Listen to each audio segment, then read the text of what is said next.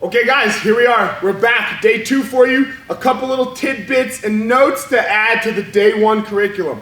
We are adding a couple of little details to the front bear hug, okay? So here we are, front bear hug. But now look, I blow it. What did we talk about yesterday? We don't want these hips close. These hips get close and we get in big trouble, okay? But there's one thing that I know about fighting. Professor, you have some MMA fights as well too, right? A lot of Jiu-Jitsu fights? Yeah. How many of them went perfectly?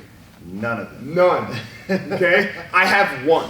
Nice. I have one fight, Professor, that went, I mean, it couldn't have gone better. He threw a kick, I double-legged him, he rolled over, I gave him his back, done, out of there in 40 seconds. Wow. One, Nice, man. one, right?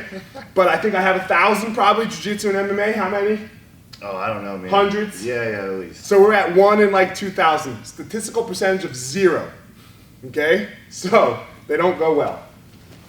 Here I am. I'm getting bent over, okay? His hips are in, I don't like this. So I'm gonna take one of my hands. Look, his head's going to be looking one way. I'm gonna take one of my hands and I'm gonna wave it in front of the face and make the frame so that I can start to push my hips out here. Now look, he's gonna be trying to re-grab his hips. So as soon as I get some space, look where I went.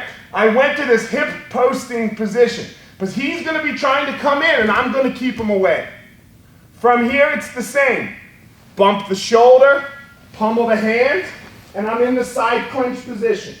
Bump out the knee, push with my head, spin. Here we are. His elbows go in, he bridges, hips out, recovers his space, and now we can make some options. Look, if you want to do the one-arm pass drills, great, amazing. He pushes his off my hips. When we're ready, up. There we go. One more time, him looking the other way. Okay, so here we are. I would love to get here, but I blew it. Make some space, frame the face, open the grip. What's he gonna be doing? He's gonna be trying to recover this. They might get their hands locked. When they do, you get to the first option. Hands to the hips, his hips are coming in, I'm squeezing my elbows and backing up. There's the separation, pummel the hand, side clinch, and we're off to the races. So guys, here we are. A little tip for maintaining the mount with the crossed feet position, especially when somebody who knows Jiu-Jitsu.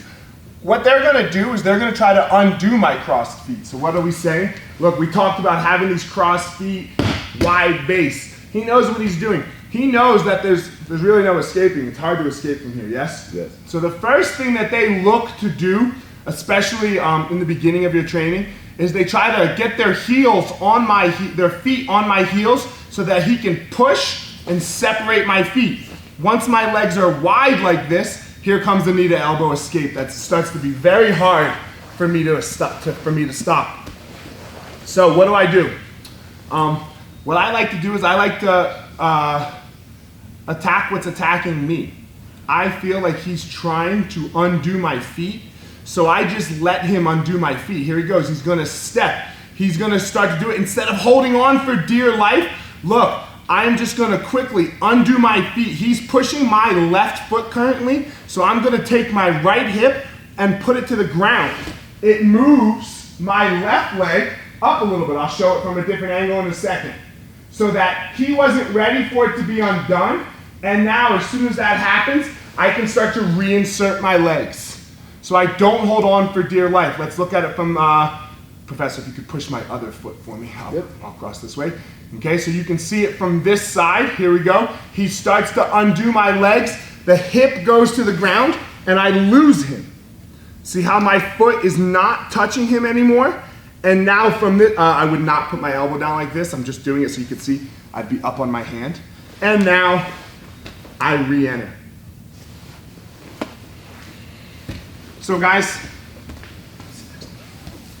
one of the things when you're really looking at Jiu-Jitsu sometimes is when I feel Professor doing something to me, a lot of times in the beginning you fight it for dear life like it's the end of the world. You're like, no, no, no, don't let this happen, right? And then that can be so much, not just physical stress, but the mental stress of that, right? The mental stress of you like, no, no, no, no, no. And then it eventually happens, and for some reason you feel so tired, you're like, God, I didn't even really do that much, but that took so much out of me.